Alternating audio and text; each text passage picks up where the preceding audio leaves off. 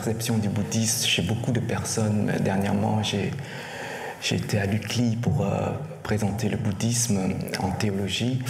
Il y avait beaucoup de questionnements sur ce terme-là par rapport à ce qu'on pourrait, nous, comprendre. Or, il y a beaucoup d'étiquettes qu'on donne au mot bouddhisme, comme religion, comme philosophie, comme mode de vie, comme état d'être, comme science de l'intérieur, comme parfois aussi des qualités du bouddhisme, la compassion, la bienveillance, l'amour universel. Donc ce sont des termes qui se rapprochent parfois de ce que nous, on côtoie dans notre quotidien.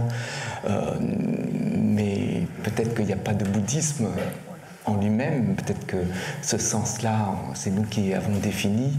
Peut-être qu'il n'y a même pas besoin de définir, et puis juste expérimenter et à travers notre expérience, comprendre cette voie que le Bouddha a enseignée, qui est juste la voie qui nous mène vers cette nature qu'on a, qui est la nature de l'éveil, la nature de la sagesse. Donc peut-être, dans un sens, comprendre le bouddhisme de cette manière, c'est une voie, un chemin. Et je pense que si on n'a pas pris, nous, un chemin, ou si on ne nous a pas forcés à prendre un chemin, on ne serait pas là.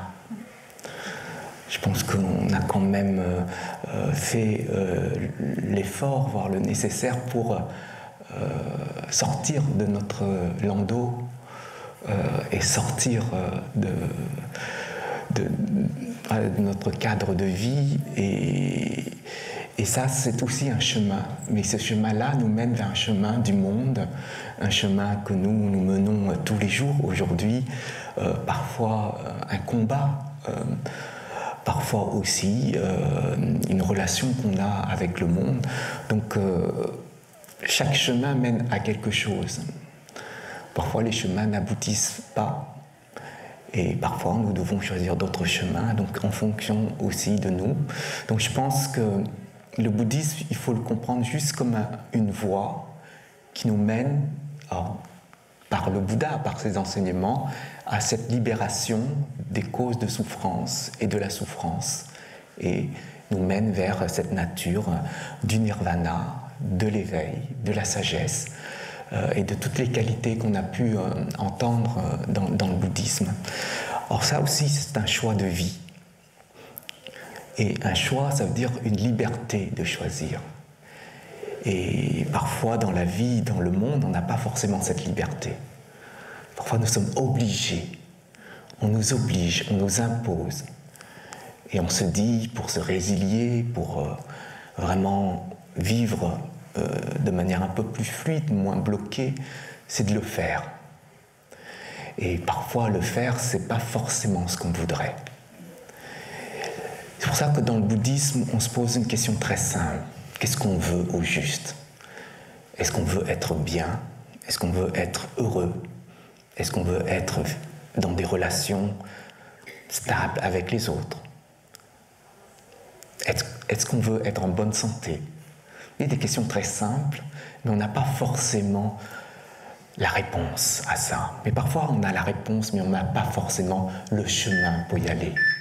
Donc je pense qu'il faut revoir tout ça chez nous. Et le bouddhisme, c'est revoir les choses chez nous, ici. Et pas voir forcément avec quelqu'un qui est face à nous, qui voudrait aussi nous expliquer certaines choses. Donc il y a un cadre beaucoup plus intérieur du bouddhisme qu'on a parfois oublié. Lorsqu'on pratique le bouddhisme, parfois on oublie qu'il y a un cadre intérieur à mettre en place. Souvent, on regarde que le cadre extérieur. Et le cadre extérieur, je pense qu'on a assez d'expérience avec ce cadre-là. Et ce qui intéresse en fait la voie du Bouddha, c'est ce cadre-là intérieur qu'il faut mener de front, c'est-à-dire ne pas fuir. Il y a des choses qui sont bien chez nous, il y a des choses qui ne sont pas bien chez nous, mais souvent quand c'est pas bien, on fuit. quand c'est bien, bon, on est heureux, on est content quand c'est bien chez nous, mais quand c'est pas bien, on n'essaie pas de régler ce qui est pas bien. Donc ça nous demande aussi un effort donc pour revenir à ce qui est essentiel de la vie et reclarifier tout simplement ce cadre de vie qu'on mène dans cette vie. Bien sûr, le bouddhiste, lui, il traverse aussi des lois. La loi du karma, la loi de l'impermanence, la loi de ce qu'on appelle l'inter-être ou l'interdépendance en fait entre les êtres. Donc on a ces lois qu'on doit aussi mettre en place sur notre chemin, parce qu'un chemin sans règles, sans loi, sans discipline, eh bien, ne peut pas nous aider à progresser. Quand vous méditez, si vous n'avez pas de discipline dans votre posture, eh bien, vous ne pourrez pas progresser. Il faut avoir une discipline. Donc c'est la première base du bouddhisme, c'est la discipline. La deuxième base du bouddhisme, c'est cette discipline qui va nous aider à recadrer ce qui est agité chez nous. Grâce à une discipline, c'est une protection, entre guillemets, un cadre. On pourrait mettre en place ce cadre-là et à revenir sur ce qui est stable en nous. Je pense que même quand on médite, tout à l'heure j'ai eu une discussion avec une personne qui me disait, quand je médite, j'ai sans arrêt de l'agitation, sans arrêt voilà, les flux ici de pensée, les flux de réflexion qui traversent ici, et donc je ne suis pas forcément dans la stabilité, surtout dans une agitation. Et je pense que nous, on doit aussi faire face à ça, parce que c'est l'agitation intérieure, c'est notre agitation, et comment nous fonctionnons. Donc c'est une question fondamentale quand même, lorsqu'on se pose cette question, comment nous fonctionnons intérieurement, c'est aussi un moyen pour nous découvrir. Si nous ne savons pas comment nous fonctionnons, à un moment donné, ça va être compliqué de se gérer. Si vous ne savez pas comment fonctionne une machine, vous ne saurez pas comment gérer si elle tombe en panne. Et ça, c'est une logique d'une évolution. Donc c'est cette logique-là que le Bouddha a enseignée au cours de sa vie. Donc bien comprendre que le Bouddha est un être humain qui est apparu dans ce monde il y a plus de 26 siècles, et qui a pris comme base d'enseignement lorsque ce prince est devenu le Bouddha historique, sur la souffrance. Cette base-là, c'est sur les 4 nobles vérités, sur la souffrance, donc l'existence de la souffrance. Alors, on peut se mettre devant une méditation sur soi et puis lister tous les types de souffrances qu'on a au cours de notre vie, alors peut-être une vie qui est récente, du passé, voire aujourd'hui, je vais noter que j'étais en colère, que j'étais stressé, que j'étais jaloux, que j'étais dans la douleur, que j'étais triste, et aussi noter les espaces où vous êtes heureux. Il n'y a pas que la souffrance, il y a aussi ces espaces où on retrouve le bonheur, dont on peut noter aussi ces moments où nous sommes dans cette forme de bien-être intérieur, de bonheur intérieur. Donc ça nous aide aussi à voir clairement notre schéma sur nos états. Et quand nous voyons un schéma sur nos états, c'est comme si on faisait un schéma avec des flèches et noter nos états. Alors, il y a des états plus forts, moins forts. Donc on peut faire ce schéma de nos états et prendre conscience. Il y a des schémas qui vont nous aider à nous apprendre sur soi. Il y a d'autres où ça va nous apprendre à ignorer, d'autres à accepter, d'autres à se changer. Et donc c'est aussi une forme de méditation quand on fait ce travail de schéma sur soi.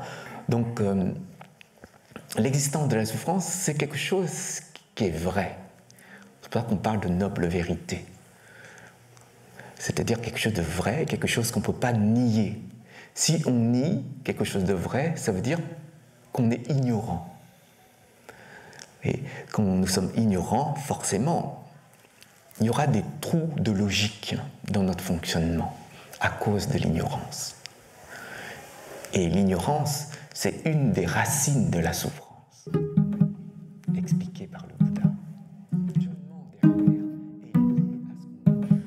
Si on voit et qu'on accepte cette réalité de ce qu'on voit, mais en fin de compte, cette réalité, elle est relative, c'est-à-dire qu'elle n'est pas basée sur quelque chose qui est absolu, c'est-à-dire que c'est que notre perception qui est comme ça, c'est un peu une vision personnelle de soi, une interprétation de notre perception, eh bien, derrière, on va agir, eh bien, cette action sera liée à cette perception.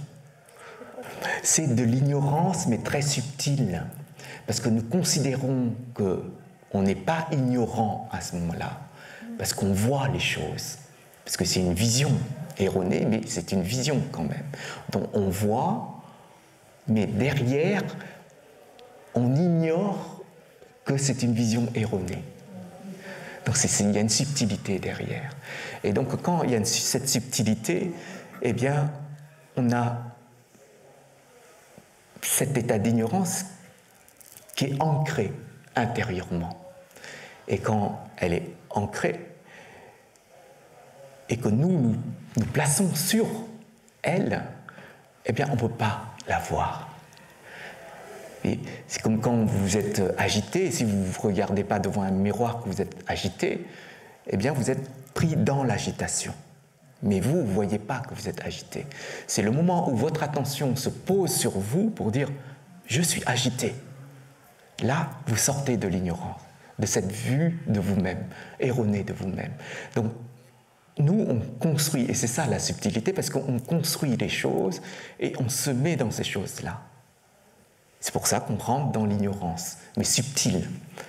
Mais une personne qui ignore une situation parce qu'elle a fui la situation, hein, quand vous êtes en souffrance face à une personne, vous allez prendre conscience que c'est insupportable pour vous et vous allez fuir la situation. Là, vous acceptez et vous décidez d'ignorer la situation. Tandis que l'autre, vous ne savez pas. Comme vous ne savez pas, vous êtes dans l'ignorance. Là, vous savez, mais vous voulez rester à ignorer. Donc c'est encore beaucoup plus fort.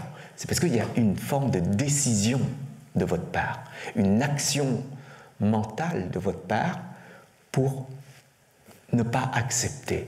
Vous voyez, dans ce terme d'ignorance, il y a toujours des phases qui sont présentes ou pas. Par exemple, si vous ne voulez pas ignorer une situation, vous allez ouvrir vos sens. Il faut voir si vos sens sont fermés sur un des niveaux, ou plusieurs niveaux. Quand vous bouchez les oreilles, vous allez ignorer un son. Mais ça, c'est vous.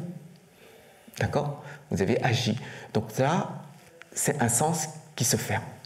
Mais si vos sens sont complètement ouverts et que ce que vous captez, c'est ce que vous percevez, sauf que mentalement, un schéma en fait mental va dire « je vois ça », au lieu de voir autrement.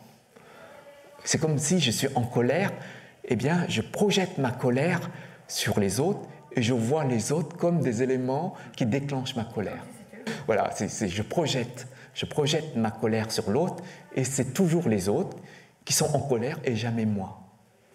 Et donc ça, c'est une ignorance qui n'est pas liée à une fermeture de sens, mais c'est une ignorance qui est liée tout simplement à un manque de sagesse. Un manque de sagesse, ça ferme cette porte de lumière et ça ouvre la porte de l'ignorance, qui est subtile en quelque sorte. Donc c'est pour ça que le Bouddha a enseigné le bouddhisme pour qu'on puisse éclairer cette sagesse et écarter l'obscurité qui est l'ignorance.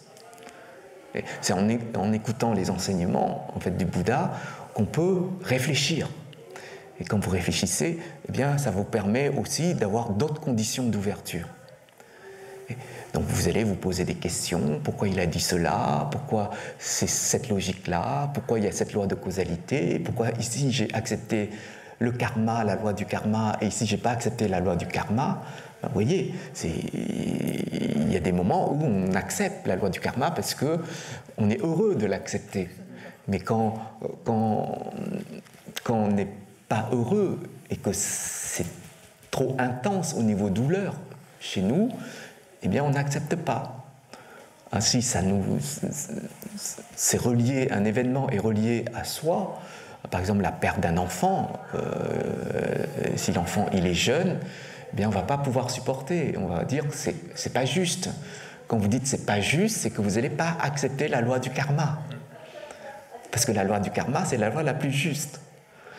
Donc, le moment où vous considérez que le monde extérieur, que les situations qui vous arrivent sont injustes, c'est dites-vous, à ce moment-là, vous n'avez pas appliqué la loi du karma et que vous allez refuser d'appliquer la loi du karma.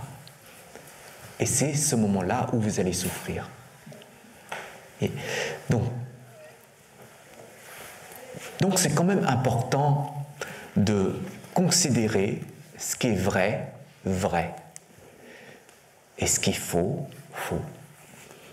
Il y a dans le Dharmapada, en fait, du Bouddha, il disait une personne qui voit quelque chose de vrai, dans quelque chose de vrai absolu, et qui considère que c'est faux, eh bien, rentrera toujours dans un cadre de souffrance.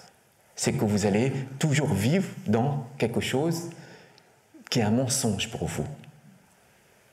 Et donc forcément, quand la mort vous frappe, vous dites non, je ne veux pas. Vous voyez, la mort, c'est quelque chose de vrai, c'est une vérité absolue. Mais vous n'acceptez pas. Vous dites non, moi je considère que la mort, c'est pas vrai. Je n'accepte pas la mort. Donc vous allez rentrer dans un cadre d'ignorance et derrière, il y a de la souffrance. C'est pour ça que le Bouddha disait la mort, c'est un état qui crée pas mal de souffrance chez les êtres, qui fait partie en fait des 8 souffrances universelles de ce monde, comme la vieillesse. Alors, tout le monde, si on continue à vivre, on va vieillir à un moment donné. Donc si on n'accepte pas que l'état de vieillesse implique derrière des conséquences sur notre corps physique, des conséquences aussi sur nos sens, des conséquences peut-être sur notre mental, sur notre mémoire, des conséquences aussi sur le lien qu'on a avec les autres, avec le travail. Et des fois, à tel âge, c'est difficile de trouver du travail. Donc, il y a cet état de vieillesse qui est une étape de la vie que le Bouddha considérait comme aussi une souffrance universelle de ce monde. Les choses fonctionnent comme ça. Que ce moi ou une autre personne, ce sera la même chose. Parce que les choses évoluent dans ce sens-là. La maladie est aussi une souffrance universelle. Vous demandez à n'importe qui, est-ce que tu veux avoir le cancer ? Oui, parce que c'est une souffrance universelle, dans le sens où on n'aime pas être malade. Quand vous voulez organiser un voyage, vous souhaitez que le moment où vous allez partir, que vous soyez en pleine forme, même durant tout le voyage. Parce que vous voulez profiter un maximum de votre voyage. Et parce que nous, on a besoin d'être clair ici, à ce niveau. Mais il y a des étapes de notre vie qui disent « moi j'évolue comme ça ». Donc après, est-ce que ici, en fonction de comment est l'évolution, ça va être clair ou non?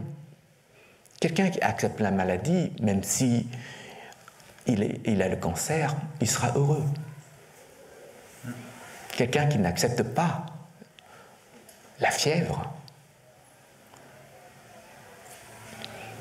et qu'il n'est pas heureux dans cette maladie, eh bien il va souffrir. Oui, ce n'est pas lié à la maladie, le bonheur ou la souffrance. C'est lié à comment on voit le bonheur ou la souffrance. C'est comment vous percevez la maladie.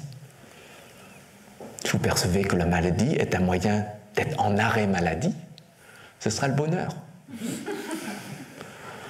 Et si vous considérez que la maladie est un blocage pour voyager, ce sera la souffrance. Donc, c'est ça qu'il faut se rendre à l'évidence, d'où ces souffrances universelles. La naissance aussi est une souffrance. Nous, on ne perçoit pas la naissance comme une souffrance, parce qu'on voit la naissance comme une joie, comme un bonheur. Mais la personne qui porte l'enfant, demandez à cette personne si c'est un vrai bonheur. Et demandez à ce nouveau-né si c'est un vrai bonheur de naître. On n'aura jamais la réponse. Mais ce qu'on sait, c'est que ce nouveau-né pleure à sa sortie. Et quand nous pleurons, c'est que nous ne sommes pas du tout dans le bonheur. Donc, je pense qu'il y a des phases où on doit se poser et méditer sur la vie en elle-même, comment elle évolue, comment elle est structurée, comment on la voudrait, qu'est-ce qu'on a pu obtenir. Ce sont des questions qu'on devrait se poser, sans parler des relations qu'on a avec les autres, les personnes qu'on aime, qui sont parties. Ça pourrait être une vraie souffrance pour nous. Les personnes qu'on déteste, qui sont toujours face à nous, c'est compliqué. Dans une relation, quand vous êtes en couple, dans une relation, il y a des moments où c'est la joie, d'autres moments où c'est pas la joie. Et que des fois, on dort chacun de notre côté. Pourtant, on vit sous le même toit. Donc il y a aussi des relations qu'on a avec les autres qu'il faut aussi reconsidérer. C'est pour ça que le Bouddha disait, vous allez créer une relation avec une personne, vous en souffrez, vous êtes heureux, pourquoi vous fuyez? Aujourd'hui, on préfère vivre tout seul chez nous. On n'est plus tranquille. Mais encore une fois, peut-être qu'on avait des choses à travailler sur nous pendant la relation, au moment où on a une souffrance dans la relation. Peut-être qu'il y a un vrai enseignement sur notre manière de fonctionner qu'on devrait prendre conscience à ce moment-là.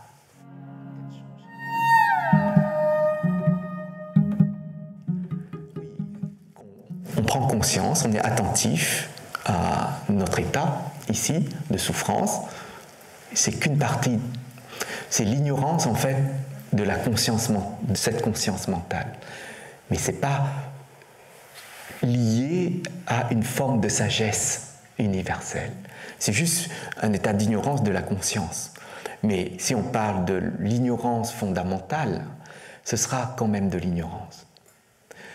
Parce que derrière, on n'a pas compris qu'il y a un processus de karma, par exemple, avec la personne. Et aussi de fonctionnement par rapport aux vies passées vis-à-vis de cette personne. Donc on a une forme d'ignorance à ce moment-là par rapport à ces lois. Que peut-être que le changement des êtres fait partie de cette loi de l'impermanence. Donc les êtres ont le droit de changer dans leur vie, au niveau de leur corps physique, au niveau aussi de leur état intérieur. Parce que si vous vivez avec une personne et que 50 ans après, vous voulez changer parce que cette personne a vieilli, vous dites « j'accepte plus ». Moi, je veux toujours une personne qui est face à moi, toujours jeune. J'ai pris c'est quelque chose d'intérieur et pas d'extérieur. Il faut comprendre qu'une relation, c'est karmique. Si on veut changer cette relation karmique, on doit changer notre intérieur. Le vrai travail d'un pratiquant, c'est-à-dire une personne qui rentre dans cette voie de l'éveil, c'est je prends conscience que je souffre, pas l'autre me fait souffrir. D'accord ? Je prends conscience que je souffre, je prends conscience que c'est lié à un processus du karma vis-à-vis de relations que j'ai pu créer dans le passé. Je prends conscience qu'il y a possibilité de me changer. Je vais chercher les moyens pour me changer. Je prends conscience de ça. Et je travaille dessus. Mais pour pouvoir travailler, effectivement, il faut le lâcher prise. Mais le lâcher prise, ce n'est pas lâcher un environnement. Nous pouvons lâcher un environnement parce que ça dépasse une limite de ce qu'on pourrait supporter dans notre relation. Ça dépasse une limite. Donc je vais changer de cadre. Mais ce cadre-là, je dois revenir. C'est comme si je vais partir en vacances. Je vais dire à la personne, je vais partir une semaine en vacances. Et en partant en vacances, je vais essayer de réfléchir sur moi, sur mes possibilités, sur les moyens que j'ai. Peut-être écouter les enseignements, d'autres enseignements, liés au karma, liés aux outils. Et je vais voir, en revenant de cette semaine-là, d'appliquer. Je vais appliquer ça chez moi et je vais voir comment les choses fonctionnent. Et si je vois que ça ne fonctionne pas, ça veut dire que l'outil que j'ai utilisé n'est pas du tout adapté. Donc si il n'est pas adapté, je vais voir à nouveau d'autres outils. Peut-être que l'outil n'est pas adapté parce que j'ai utilisé dans un sens et que je pouvais utiliser dans d'autres sens, sous d'autres formes. Donc l'outil, par exemple, de la parole, c'est un outil, la parole. On pourrait l'utiliser sous d'autres formes. Notre manière d'utiliser la parole, les mots qui sont utilisés à ce moment-là,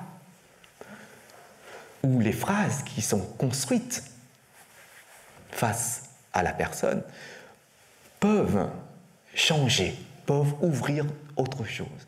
Donc si je reviens avec toujours un schéma mental, mais l'outil que j'utilise est peut-être nouveau, mais mon schéma mental ici, il va toujours dans la même direction. Donc l'outil que je vais utiliser, ce sera toujours dans la même direction, même si on a changé d'outil. Mais une personne qui a toujours une voix qui est posée, douce, quel que soit le type de situation qu'elle rencontre, elle va toujours utiliser cet outil, parce que c'est toujours sa direction. Mais une personne qui a un peu plus de sagesse, dans cette situation, elle va utiliser cette douceur. Mais dans d'autres situations, elle ne va plus utiliser cette douceur. Elle va utiliser une manière en fait, de trancher les choses, d'expliquer aux autres. Donc, tout dépend de la personne, de la situation qu'on a en face de nous, et on va ajuster, adapter. Peut-être qu'on aura toujours le même outil dans notre vie, mais on va utiliser sous différentes formes. C'est pour ça que le Bouddha expliquait que si vous avez l'outil qui est la compassion, vous pourrez l'utiliser sous différentes formes. Si vous avez l'outil de la sagesse, vous avez aussi une possibilité d'utiliser sous différentes formes.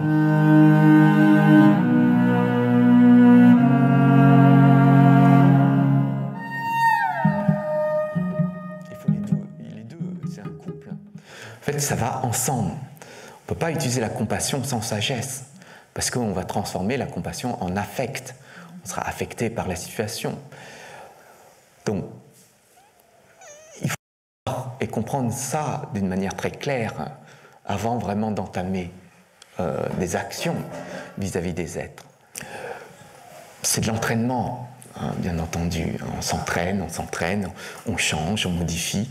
Et je pense que c'est toute la structure fondamentale du bouddhisme qui est liée à cette expérience qu'on a lorsqu'on a compris quelque chose dans l'enseignement du Bouddha, et de s'entraîner, et surtout, c'est toujours garder à l'esprit une attention et une conscience sur notre entraînement. Parce que des fois, on pense que ce type d'entraînement va me permettre d'évoluer, mais cette manière de voir va nous pousser vers ce qui est extrême dans la pratique. Si on ne prend pas conscience de notre manière de s'entraîner, peut-être qu'aujourd'hui j'étais en bonne forme, physiquement j'étais en pleine santé, eh bien je peux m'entraîner de cette manière. Peut-être demain je suis fatigué et je vais toujours vouloir m'entraîner aussi de cette manière. Et on voit, il n'y a pas de sagesse. La sagesse me permet d'ajuster, de dire qu'aujourd'hui je suis un peu plus fatigué, donc je vais m'entraîner autrement. Mais je ne dois pas perdre le sens de l'entraînement. Parce que des fois, on cherche plus la facilité. Je suis fatigué, je ne vais pas m'entraîner aujourd'hui. Il y a toujours des situations où on peut s'entraîner autrement, selon nos états, selon nos conditions. Donc c'est important de garder cette régularité de la pratique dans notre quotidien. Donc, même quand vous êtes malade, vous pouvez méditer sur ce que vous ressentez de la maladie, sur la maladie au niveau des enseignements. Vous pouvez méditer dessus. Donc je pense qu'on a toujours quelque chose à réaliser dans notre expérience de vie. Et c'est pour ça que le Bouddha disait, à chaque fois que vous allez faire une action, vous devez réaliser quelque chose à l'intérieur de l'action sur vous. À chaque action que vous réalisez, il y a toujours quelque chose à réaliser intérieurement. Je dis toujours quand vous respirez.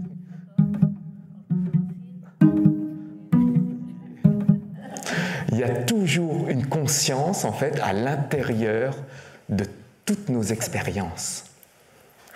Parce que quand vous allez regarder un film, n'importe quel type, même si vous choisissez le type de film, si vous êtes quelqu'un de romantique, vous allez regarder un film romantique, ou la vie du Bouddha, si vous voulez, vous devez voir à ce moment-là comment et intérieurement les choses fonctionnent.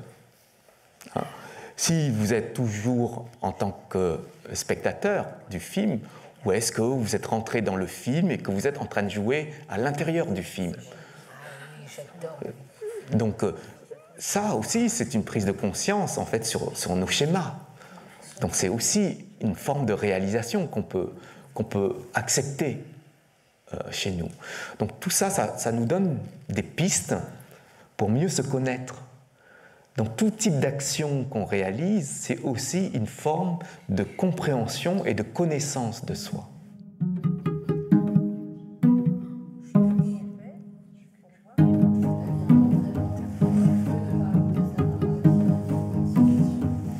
C'est pas un échec. C'est pas un échec. Non. Lorsqu'on plantait un manguier, je ne sais pas combien de temps est-ce qu'on aura le fruit et que le fruit tombe pour un manguier. Supposons qu'il faut attendre, je ne sais pas, 1 mois et demi pour avoir le fruit et que le fruit soit mûr et il tombe. Vous allez planter votre manguier et vous entretenez l'arbre pour obtenir le fruit, mais vous ne voyez pas le fruit sortir. Au bout d'1 semaine, vous voyez, il n'y a pas de fruits, pas de fleurs pour l'instant. Est-ce que c'est un échec? Non, parce que vous savez qu'un manguier, il faut 1 mois et demi. Donc il y a une connaissance derrière. Il y a une connaissance intellectuelle sur l'histoire du manguier et de son fruit. Tandis que quand vous allez pratiquer, ou vous allez utiliser des outils, vous ne voyez pas de résultat. Mais ce n'est pas parce que vous ne voyez pas de résultat qu'il n'y a rien qui a changé, que les conditions n'ont pas bougé. Peut-être qu'il y a quelque chose qui a changé ou que les conditions ont bougé, sauf que notre perception ne voit pas. C'est pour ça que des fois, il y a des personnes qui disent « ça fait 3 mois, 4 mois, 6 mois que je pratique la méditation, je ne vois pas d'évolution. » Après, ils se disent en fin de compte, je laisse tomber. C'est une forme d'ignorance parce qu'on est impatient. Et quand nous sommes impatients et que nous pratiquons l'impatience, c'est de l'ignorance. Parce que la non-ignorance, c'est la patience. Donc si nous sommes face même à 10 ans de pratique de méditation et que ça n'aboutit pas, parce que notre schéma d'aboutissement doit être dans ces conditions-là, dans ces résultats-là. De toute manière, les choses évoluent et changent, que ce soit dans le bon sens ou pas le bon sens. Nous, on voudrait toujours dans ce sens-là, avec ce résultat-là. Donc on fait une fixation dessus. Et comme on pourrait nous dire « mais tu as évolué », nous, on ne voit pas l'évolution dans ce sens-là. Et donc pour nous, on n'a pas évolué. Un chemin, ce n'est pas « j'agis et j'ai le résultat ». Ce n'est pas binaire. Un chemin, il y a une progression. Qu'elle soit rapide, lente, il y a quand même quelque chose qui a changé. Chaque instant qui passe est un changement. On ne pourrait pas dire que nous, on n'a pas évolué. Se dire qu'on a évolué, c'est aussi admettre que les choses vont changer, on a changé, mais sauf que j'ai encore gardé en moi une forme de souffrance, un état de mal-être. Voilà, même quand je médite, même quand j'applique les outils, même quand je fais mes prosternations, je vois toujours mon lourd karma me frapper derrière mon dos. Et je me dis, on m'avait dit que si je me prosternais, il va s'alléger. On m'a expliqué comme ça par cette pratique de prosternation. Donc, je dois me dire aussi qu'on m'a expliqué parce que j'ai confiance, c'est pour ça que j'ai fait. Mais ça ne veut pas dire que ma fixation pour dire ça va m'alléger tout de suite. C'est parce que je suis impatient de valider rapidement en fait, ma souffrance que je veux que les choses en fait, disparaissent rapidement. Donc, je pense qu'il y a une reconsidération de tout ça, de nous-mêmes et de notre manière de fonctionner par rapport au bouddhisme. Parce que le bouddhisme, il ne ment pas aux gens. Le Bouddha, ce n'est pas un menteur par rapport à ce qu'il a enseigné. Il a simplement expliqué ce qu'il a vu, ce qu'il a perçu, ce qu'il a compris, ce qui est ce processus-là des phénomènes et la logique de ces phénomènes. Et rien de plus. Mais nous, on peut interpréter, on peut comprendre à notre façon. Et ça nous dirige vers d'autres états, parce qu'on n'a pas guéri nos propres états intérieurs, et qu'on applique derrière eh bien, toute cette structure du bouddhisme. Pour ça, avant d'appliquer quoi que ce soit, il faut déjà nettoyer, faire le ménage. Hein, quand vous voulez mettre de l'eau propre dans un verre, vous devez nettoyer votre verre. Votre verre est sale, vous ne pouvez pas mettre de l'eau propre dans un verre sale. Donc avant de mettre une sagesse qui est pure, une qualité qui est pure intérieurement, eh bien il faut déjà nettoyer. Et le travail d'un pratiquant, c'est déjà de nettoyer avant d'appliquer. Nous, on fait parfois à l'envers. On va tout de suite appliquer. J'ai beaucoup de compassion, donc je vais donner ma compassion aux êtres, je vais agir pour les êtres, mais sans savoir que j'ai encore des choses à régler ici. Je dois m'occuper par exemple de mes enfants, de mes parents, de mon mari, de ma santé, et je me laisse en fait cette motivation, cette envie de vouloir aider les autres avant de me guérir ici. Donc il faut être attentif à ça, être vigilant sur notre manière de fonctionner avant d'agir pour les êtres. Parce que n'oubliez pas, vous donnez aux êtres ce que vous avez. Donc quand vous êtes heureux, vous allez donner pleinement aux êtres. Mais quand vous êtes triste ou quand vous êtes en souffrance, vous allez donner ça aux êtres. Parce que vous forcez, vous dites, même quand je suis en souffrance, je vais quand même donner aux êtres.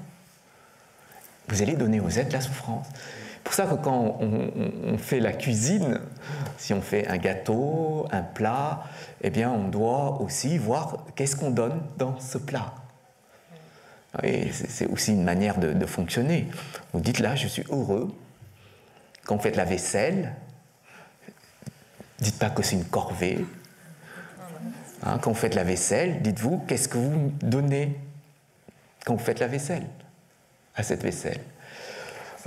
Si c'est votre machine à laver, la lave-vaisselle qui fait le travail, eh bien, vous ne donnez rien, mis à part mettre les plats, les couverts à l'intérieur. Mais l'énergie, vous n'allez pas pouvoir donner. Tandis que là, dans la pratique du bouddhisme, c'est l'énergie qu'on va donner. Et ce n'est pas simplement une action.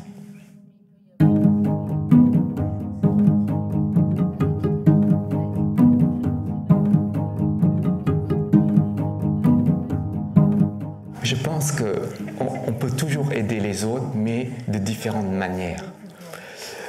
Si les personnes nous sollicitent et que nous sommes épuisés, on ne peut pas dire « je peux vous donner comme hier ». On doit être vrai aussi par rapport à ça. En fait, notre manière d'agir, notre manière aussi de réagir face à une situation doit être formée de ce qui est authentique chez nous. C'est-à-dire, on ne peut pas se mentir à soi-même, ni mentir à l'autre. Si nous ne pouvons pas aider parce qu'on n'a pas cette force, ni ce mental, ni cette motivation, il faut être clair par rapport à ça. C'est pour ça que ça nous demande aussi un discernement sur nous. C'est une forme de sagesse sur nous-mêmes. Donc, grâce à ce discernement, on pourra expliquer à l'autre comment on va pouvoir l'aider. Mais on ne va pas arrêter d'aider. On va peut-être l'aider par notre pratique, par nos dédicaces, par nos souhaits, tout simplement, ou par notre présence. Donc, je pense qu'il faut aussi de la sagesse vis-à-vis de nous-mêmes et la compréhension de l'autre côté. Mais si de l'autre côté, les personnes ne comprennent pas, parce qu'ils ont tellement l'habitude, parce que nous, on a donné cette habitude. Ce qui veut dire que quand on donne l'habitude aux autres, on rend les autres dépendants de nous. Donc on avait un manque de sagesse dans notre manière de fonctionner pour les autres. Donc ça aussi, c'est un enseignement sur réajuster notre manière de fonctionner. Donc tout ça, ça fait partie de la voie et ça fait partie aussi de l'évolution. De notre karma, de nos mérites, ça dépend. Des fois, le cœur est plus fort que le mental. Donc c'est le cœur qui va agir. Donc ça va être naturel d'aider les autres. Il n'y a pas d'effort à faire. Et c'est une joie de le faire. Ce qui veut dire qu'on n'est jamais fatigué à ce moment-là. Parce que le mental, il ne se pose pas sur notre manière de fonctionner pour les autres. Mais parfois, c'est le mental qui va réfléchir pour dire comment je peux aider les autres. Et quand j'aide, je réfléchis. Ce n'est pas l'énergie du cœur, la qualité du cœur. C'est-à-dire, la qualité, elle est là, le cœur est là, sauf que le cœur, lui, il n'a pas confiance en lui, il va toquer à la porte du mental pour dire « rentre dans un processus de réflexion et rassure-moi que ma manière de fonctionner, ce sera vraiment la manière d'aider les autres. » Ça dépend de nous. Ça dépend aussi de comment on a nourri, grainé les qualités et cette ouverture vis-à-vis des êtres par rapport à la sagesse. Parce que quand le cœur parle beaucoup et ça ne passe plus par l'analyse du mental, eh bien le cœur se laisse affecter par la situation, parfois même infecté par la situation. C'est pour ça qu'on peut être fatigué quand on rentre chez nous, qu'on aide les gens toute la journée. On rentre, on a pris la souffrance des êtres, l'énergie de souffrance des êtres. On a quand même pu faire ce qu'on veut pour les aider. Mais nous, on a pris aussi un coup. Donc, ça, il faut revoir. Il faut revoir. Hein. Ça, il faut revoir qui nous sommes, comment nous fonctionnons, Mais le Bouddha, il est très clair par rapport à ça. Il faut toujours la sagesse à l'intérieur du cœur. C'est-à-dire la sagesse, ce n'est pas placé au niveau du cœur, ce n'est pas placé au niveau du mental. C'est cette nature qui est intérieure. C'est cette nature qui va couvrir le cœur et le mental. Et donc quand on n'a pas cette sagesse-là, c'est-à-dire que cette sagesse, elle est encore tellement enfuie à l'intérieur de nous et qu'elle ne peut pas sortir de cette couche-là, eh bien, nous sommes obligés de passer d'ici à ici, ici à ici. C'est pour ça que ça nous demande non pas uniquement ce niveau, mais ce niveau ici aussi. Celui qui a la sagesse, il n'a plus besoin de passer ici, il va agir simplement. Il va agir avec cette nature-là. Donc il va traverser le cœur, qui va traverser par l'amour, la bienveillance, la compassion, la générosité. Il va traverser ici pour expliquer aux autres, pour montrer aux autres les outils, comment utiliser les outils. Donc il voit en même temps les différents angles qu'on pourrait utiliser les outils face à telle ou telle situation. Donc il va comprendre toute cette largeur des choses simplement parce qu'il a cette lumière qui est la sagesse.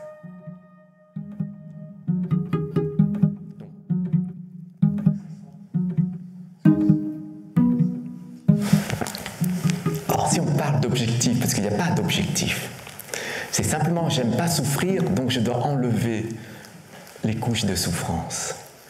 Mais quand j'enlève les couches de souffrance, on retrouve nos propres natures. Et quand on retrouve nos propres natures, forcément le cycle s'arrête. Donc le nirvana, l'éveil, la sagesse, donc, ces natures-là arrivent naturellement. Donc je ne sais pas s'il faut parler d'objectif à ce moment-là. Je pense parce que nous sommes des êtres de conscience qui jonglent sur la dualité. Et comme on jongle sur la dualité, eh bien on va choisir un côté et s'écarter de l'autre côté.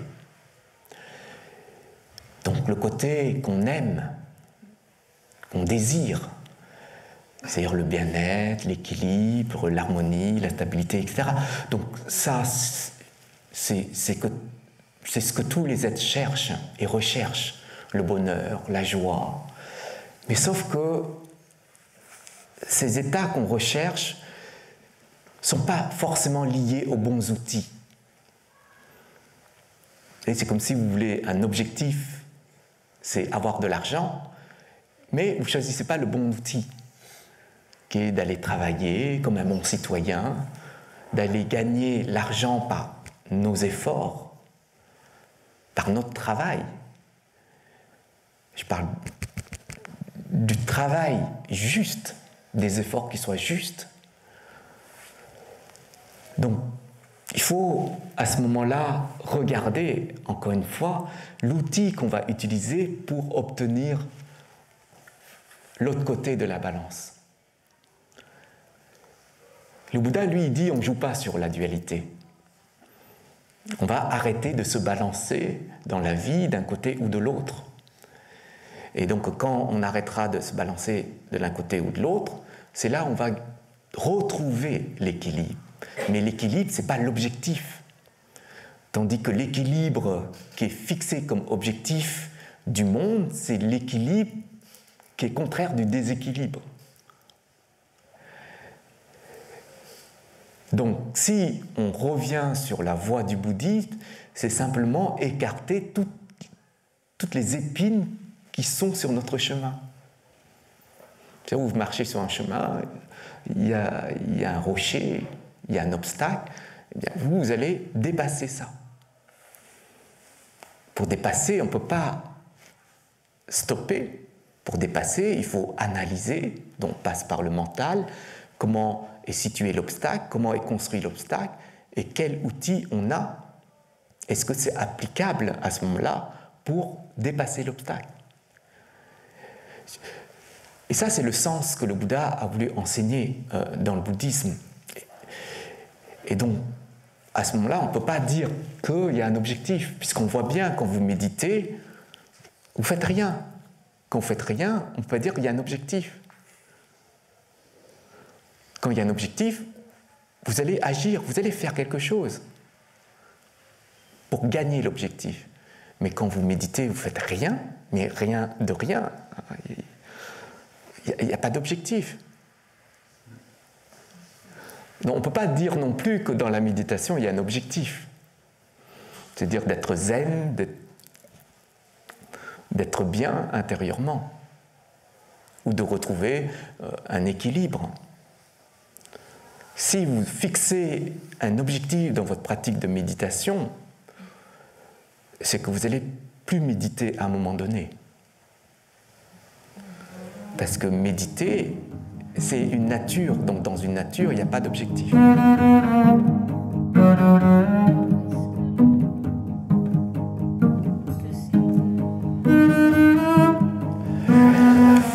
Ça dépend où est-ce qu'on se place sur la balance, qu'on accepte. Des fois, on se place du côté où on est bien et on accepte ce qui n'est pas bien. Ça dépend, voilà, de la position où on se trouve sur la balance. Parce qu'on peut accepter qu'on est au milieu de la balance, on peut accepter les deux côtés. Mais aussi, on peut accepter qu'on est d'un côté et accepter ce côté-là. C'est pour ça qu'on n'accepte pas l'autre côté. Si vous restez sur la voie médiane, il n'y a pas de souffrance.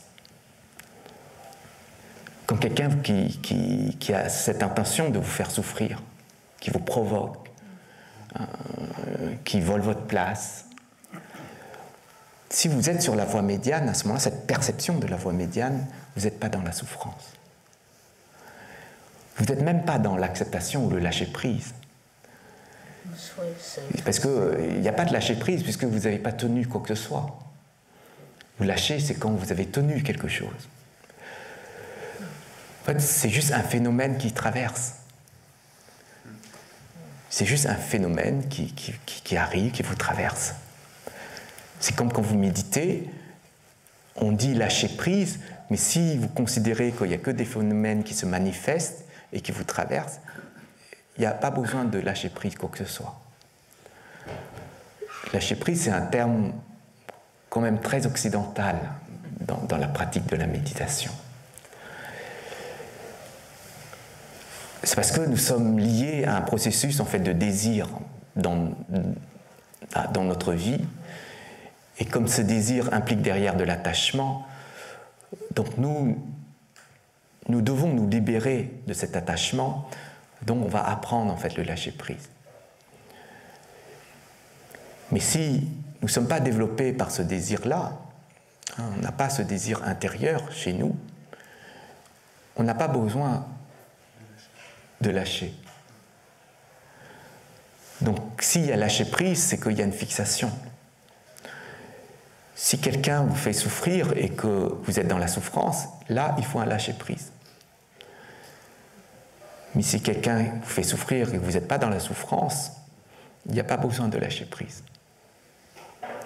Il n'y a pas besoin de méditer, de se vous poser, d'accueillir, d'accepter et de lâcher, parce que vous n'avez pas tenu. Vous n'avez pas fait de fixation dessus. Donc pour ça, on va méditer.